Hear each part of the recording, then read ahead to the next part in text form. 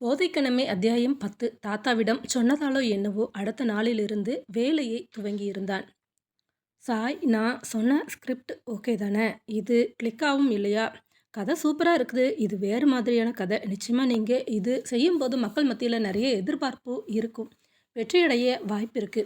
ஏன்னா நீ வாய்ப்பு இருக்குன்னு சொல்ற, அப்போ வெற்றியடையாதா? சரியா ஒரு பதில் சொல்லு. இதுவரைக்கும் எடுத்த படம் எல்லாமே டெக்னாலஜி பேஸ் பண்ணி எடுத்திருக்கிறோம். ஆனா இப்போ நம்ம எடுக்க போறது முழுக்க முழுக்க நடிப்பை மட்டுமே எதிர்பார்க்கிற மாதிரியான கேரக்டர். எல்லாருக்குமே நடிக்க வாய்ப்பு இருக்கு. நெறைய உழைப்பு போடணும். ஆனா, மக்கள் மத்தியில எப்படி வரும்னு எனக்கு சொல்ல தெரியல. சரி, அது போகட்டும். பார்த்துக்கலாம். நான் கால் ஷீட் கேட்ட சொன்னேனே, அது என்னாச்சுது? அத பத்தி நீ எதுவுமே பதில் சொல்லல. இன்றைக்கு இந்த வேலைய முடிச்சுட்டு வந்துட்டேன். சொல்லுவேன்னு எதிர்பார்த்துக்கிட்டு இருக்கிறேன். சார், அன்னைக்கு சொன்ன அந்த நடிகை கதைய கேட்டுட்டு முடியவே முடியாதுன்னு சொல்லிட்டாங்க. இது மாதிரியான படம் நடித்தா என்னோட கரியரே போயிடும். நிச்சயமா நான் நடிக்க மாட்டேன். அக்னிதேவ் படத்தில் நடிக்கணும்னு நிறைய நாள் ஆசைப்பட்டேன் தான். ஆனால் இப்படியான ஒரு கேரக்டரில் நடித்தா நான் அவ்வளவுதான், என்னால் முடியாது அப்படின்னு சொல்லிட்டாங்க. என்னதான் இவங்கெல்லாம் எதிர்பார்க்குறாங்க? சும்மா பொம்மை மாதிரி வந்து நடிக்கிறதுக்கு நடிக்காமல் இருக்கலாமே. சார், இப்போ எல்லாருமே இப்படி தான். எல்லாருக்கும் நிறைய உடலை வருத்தி எதுவும் செய்யக்கூடாதுன்னு நினைக்கிறாங்க. இந்த நடிகை மட்டுமல்ல, இன்னும் நீங்கள் சொன்ன மற்ற 4 பேர்கிட்டயுமே பேசிட்டேன். யாருமே நடிக்க சம்மதிக்க மாட்டேன்னு சொல்லிட்டாங்க. என்ன சார், இப்போ நம்ம என்னதான் பண்ணுறது? மறுபடியும் ஆடிஷன் போட்டு புதுசா ஒரு நடிகையை செலக்ட் பண்ணி நம்ம சொல்கிறத புரிஞ்சுக்கிட்டு அந்த பொண்ணுக்கிட்ட நடிப்பை வாங்குறதுக்குள்ள அவ்வளவுதான். முன்னாடி எடுத்த படம் எல்லாமே டெக்னாலஜி சம்மந்தப்பட்டது. அங்கே எக்ஸ்பிரஷன் எதுவும் காட்ட தேவையில்லை. ஆனால் இப்போ எடுக்க போகிற படத்துக்கு முகத்தில் மொத்த நடிப்பையும் கொண்டு வரணும். அதனால தான் இவங்க எல்லாம் சரியாக வருவாங்கன்னு யோசித்தேன். நீ என்னடானா இப்படி வந்து பதில் சொல்கிற? இப்போ என்ன தான் பண்ணுறது? நமக்கு நிறைய நாள் டைம் கிடையாது சாய். தாத்தா 6 மாதம் தான் டைம் கொடுத்துருக்குறாங்க. இந்த 1 மாதத்துக்குள்ள நடிகர் நடிகையோட தேர்வு நம்ம முடிச்சாகணும். அடுத்தது எந்த ஊரில் போய் ஷூட்டிங் பண்ண போகிறோம் அப்படிங்கிறத கரெக்டாக பிளான் பண்ணணும். நம்ம வேகமாக இதையெல்லாம் பண்ணினா தான் படத்தை முடிக்க முடியும். தாத்தா கிட்ட நான் ப்ராமிஸ் பண்ணிட்டேன். என்னால் மறுத்து எதுவும் பேச முடியாது. வான்னா போய் தான் ஆகணும். சார், எனக்கே ஆச்சரியமாக இருக்குது. தாத்தானா உங்களுக்கு இவ்வளவு இஷ்டமா? இஷ்டம்னா சொல்கிறத விடவும் அவர் மேலே நிறைய நான் மரியாதை வச்சுருக்கிறேன். அந்த மரியாதையை நான் காப்பாற்றி ஆகணும். சரி, இவங்க எல்லாம் போனால் போகட்டும் சார். நான் வேணும்னா அந்த அகலிகா பொண்ணுக்கிட்ட கேட்கட்டுமா? கால் ஷீட் தர முடியுமான்னு. அகலிகாவா? ஒரு நிமிஷம் யோசித்தவன், அந்த பொண்ணு சம்மதிப்பான்னு நினைக்கிறியா? எனக்கு சம்மதிப்பான்னு தோணலை. ஏன்னா நானே அந்த பொண்ணை மறக்கலை. அதே மாதிரி தானே அந்த பொண்ணும் என்னை மறந்துருக்காது. அவார்டு ஃபங்க்ஷன் அப்போ கூட ஒரு நிமிஷம் அந்த பொண்ணு தோளில் கை போட்டு நின்று ஃபோட்டோவுக்கு போஸ் கொடுத்தோமே, அந்த செகண்ட் அந்த பொண்ணோட உடம்பு ஒரு நிமிஷம் ஒவ்வாமையில் வரைக்குமே அந்த மாதிரி ஆகி பிறகு நார்மல் ஆச்சுது. அப்போவே எனக்கு புரிஞ்சிடுச்சு, இந்த பொண்ணு பழசு எதையும் மறக்கலை அப்படின்னு. சார், நீங்கள் ஏன் தேவையில்லாமல் இதையும் அதையும் யோசிக்கிறீங்க? உங்களுக்கு அந்த பொண்ணு ஓகேவா இல்லையா? அதை மட்டும் சொல்லுங்கள். நான் முன்னாடி அந்த பொண்ணு வீட்டு பக்கத்தில் தானே இருந்தேன். கொஞ்சம் அறிமுகம் இருக்குது. போய் ஒரு தடவை நான் பேசி பார்க்குறேன். நீ சொல்கிறதும் சரின்னு தான் தோணுது. நல்லா நடிக்கிறதா எல்லோரும் சொல்லிக்கிறாங்க. ஒரு தடவை கூப்பிட்டு வந்து நடிக்க சொல்லி பார்த்தா புரிஞ்சுட்டு போகுது. ஆனால் அந்த பொண்ணு சம்மதிப்பான்னு எனக்கு இந்த நிமிஷம் வரைக்கும் நம்பிக்கை இல்லை. எனிவே ட்ரை பண்ணி பாரு. சம்மதிக்காட்டி கூட உன்கிட்ட எதுவும் கோச்சிக்க மாட்டா. Thank you sir. இன்றைக்கு போய் பார்க்குறேன். அப்புறமா பேமெண்ட் எப்படி, எவ்வளவு சம்பளம் கொடுக்க முடிவு பண்ணியிருக்கிறீங்க? அதை சொல்லிடுங்க. நேரடியாக சொல்லிடுவேன் இல்லையா? சம்பளத்தை பற்றி பிரச்சனை கிடையாது சாய். எத்தனை கோடி கேட்டாலும் கொடுக்க தயாராக இருக்கிறேன். இந்த படம் என்னோட ஓன் ப்ரொடக்ஷனில் தயாரிக்க போகிறேன். இந்த படம் லாபம் வந்தாலும் சரி, நஷ்டம் வந்தாலும் சரி, சந்தோஷமாக நான் ஏற்றுக்குவேன். இந்த சினிமா உலகத்தில் நான் இது வரைக்கும் சம்பாதிச்சேன் அந்த பணத்தை இந்த சினிமாவிலேயே போடுறேன். மற்ற ப்ரொடியூசர்கிட்ட பணத்தை கேட்டு அவங்கள ரிஸ்க் எடுக்க வைக்க எனக்கு இஷ்டம் கிடையாது. புரியுது சார் நீங்கள் சொல்கிறது. ஆனால் நிச்சயமாக நமக்கு நஷ்டம் வராது. அகலிகா மட்டும் நடிக்க சம்மதம் சொன்னால் நீங்கள் செதுக்கி வச்சிருக்கிற அந்த கேரக்டருக்கு உயிர் வந்த மாதிரி ஆகிடும். அந்த நடிப்புக்காகவே நிச்சயமாக படம் 100 நாள் ஓடும். அவளுக்கு இப்போ நிறைய ஃபேன்ஸ் ஃபாலோயிங் இருக்குது. அவங்களோட ஃபேன்ஸ் மட்டுமே பார்த்தா போதும், நம்ம லாபத்தை எடுத்துடலாம். சரி, ஆல் தி பெஸ்ட். ஒரு முயற்சி தானே, போய் பேசிப்பார். முடியாதுன்னா திரும்ப எதுவும் கேட்டுக்கிட்டெல்லாம் இருக்க வேண்டாம். நீ திரும்பி வந்துடு என்று அனுப்பி வைத்தான். ஏற்கனவே அகலிகாவின் பர்சனல் நம்பர் ஆரம்பத்திலிருந்தே இவனிடம் இருந்தது. ஃபோனில் அழைத்து கேட்க சற்றும் யோசிக்காமல் உடனடியாக சந்திக்க வரும்படி கூறினாள். தன்னுடைய வீட்டிற்கு தான் நேராக வர சொல்லியிருந்தால் இவன் வருவதற்கு முன்பாகவே இவன் உணவு அருந்துவதற்காக என்னென்ன வேண்டுமோ எல்லாமே தயாராக வைத்திருந்தாள். ஹலோ, வாங்க சாய் என்று வாசல் வரைக்கும் வந்து வரவேற்று அழைத்து செல்ல சற்றே ஆச்சரியமாகவே இவளை பின்தொடர்ந்தான். என்ன உலக அதிசயம் மாதிரி அப்படி ஒரு பார்வை? அப்பா இங்க பாருங்க, யார் வந்திருக்காங்கன்னு. நம்ம முன்னாடி குடியிருந்தோமே, அங்க சாய் இருந்தார் இல்லையா? அவர் தான் நம்மள தேடி பார்க்க வந்திருக்கிறாரு. ஏன் சாய் இத்தன நாளா எங்கள பார்க்கல? அடுத்தடுத்த படம் புக் ஆகும்போது அந்த குட்டியூண்டு வீட்ல இருந்தா நல்லா இருக்காது அப்படிங்கிறதுக்காக தான் இங்க ஷிஃப்ட் ஆனோம். அதுக்காக உங்கள வந்து பார்க்க வேண்டாம்னா எப்பவுமே சொன்னது இல்லையே! இப்போ தான் அப்பாவோட ஞாபகமும், என்னோட ஞாபகமும் வந்திருக்குது. அப்படித்தானே? அடுத்தடுத்த படம் ஹிட் கொடுக்கும்போது, நீ நெறைய மாறி இருப்பேன்னு நெனச்சுட்டேன் அகலிகா. இப்ப தான் தெரியுது நீ மாறவே இல்ல. அங்க எப்படி உன்ன பார்த்தேனோ, அப்படியே இன்னும் இருக்கிற. சரிதான். இப்படியெல்லாம் வேற யோசிக்க தெரியுமா சாய்க்கு? சொல்லுங்க.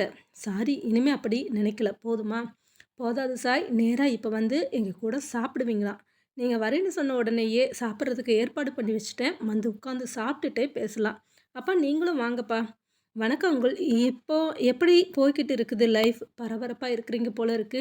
நீ வேற சாய், வயசான காலத்துல எனக்கு இவ பின்னாடி ஓட முடியல. இப்பல்லாம் அவளுக்காக ஒரு உதவியாளர ரெடி பண்ணி கூட போன்னு சொல்லியாச்சு. வீட்ல தான் பாதி நேரம் இருக்கிறேன். அப்புறம் நீ எப்படி இருக்கிற? இன்னும் எத்தன நாள் உதவி டைரக்டராவே இருக்கலான்னு இருக்கிற? சீக்கிரமா நீயும் புதுப்படம் எடுக்கலாம் இல்லையா? எடுக்கணும் அங்கிள். நானும் அதற்கான முயற்சியில தான் ஈடுபட்டுக்கிட்டு இருக்கிறேன். நல்ல ஸ்கிரிப்ட் கிடைச்சா எடுக்கணும். ஏற்கனவே புதுசா ஒரு ஸ்கிரிப்ட் எழுதிக்கிட்டு இருக்கிறேன். பார்க்கலாம் எப்படி நடக்குதுன்னு. அதெல்லாம் ரொம்ப நல்லாவே நடக்கும் சாய். உங்கள தான் எனக்கு நல்லா தெரியுமே! திறமையான டைரக்டர். அப்புறம் என்ன?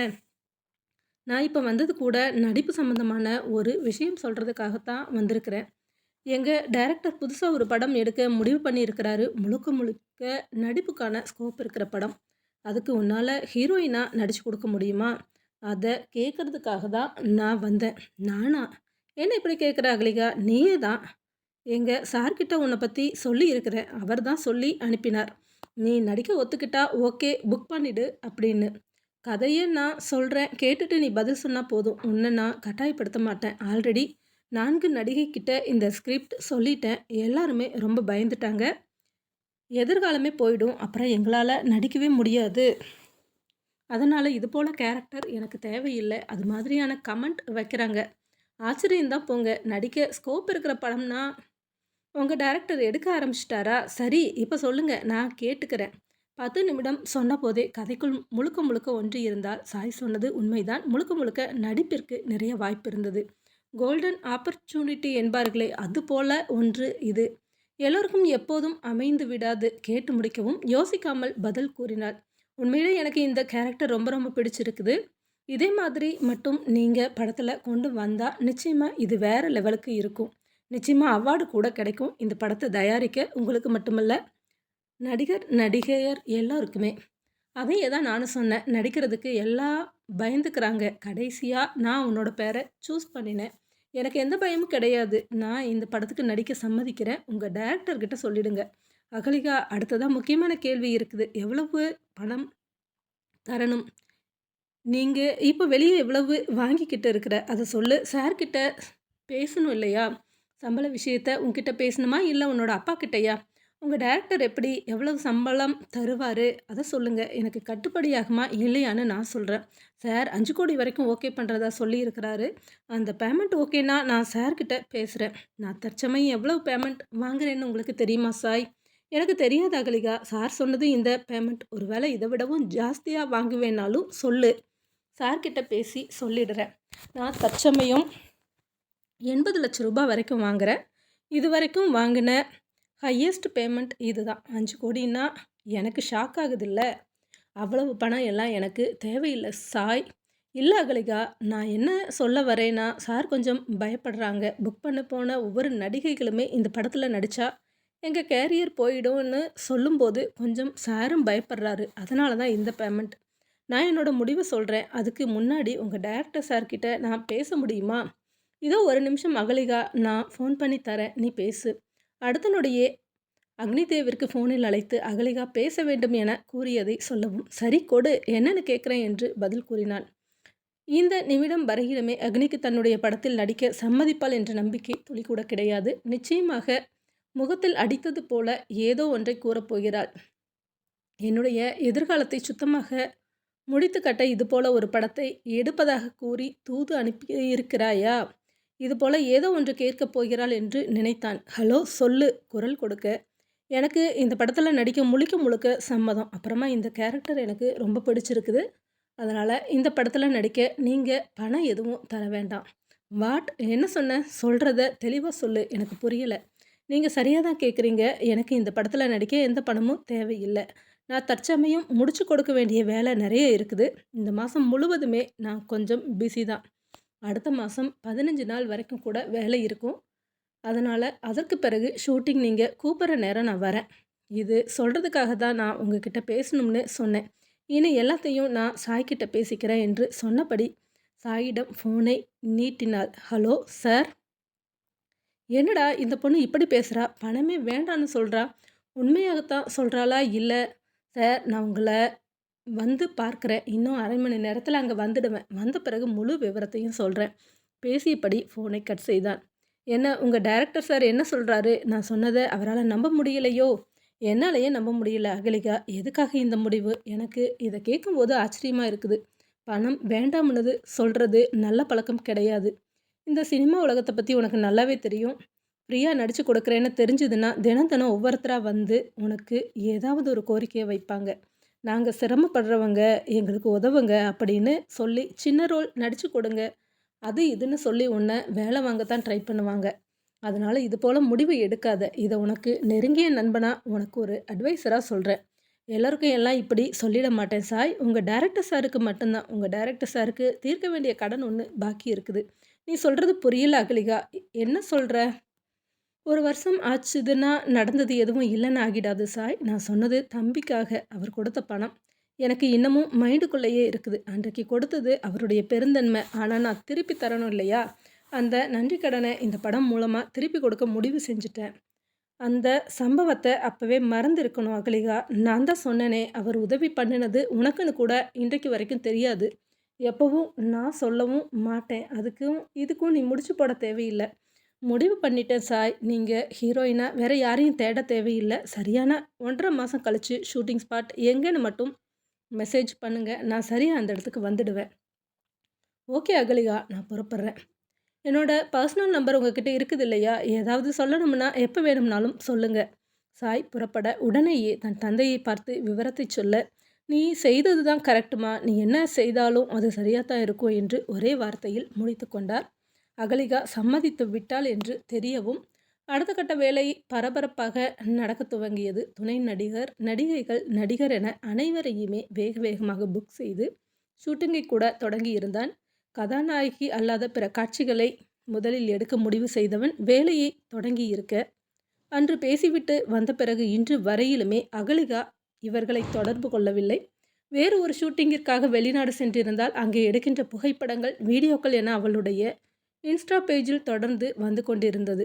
இங்கு இருக்கும் பத்திரிகைகள் கூட கிசுகிசுக்களாக எழுதி கொண்டிருந்தனர். "கதாநாயகி இல்லாமல் படம் துவங்கி இருக்கிறார் அக்னிதேவ்."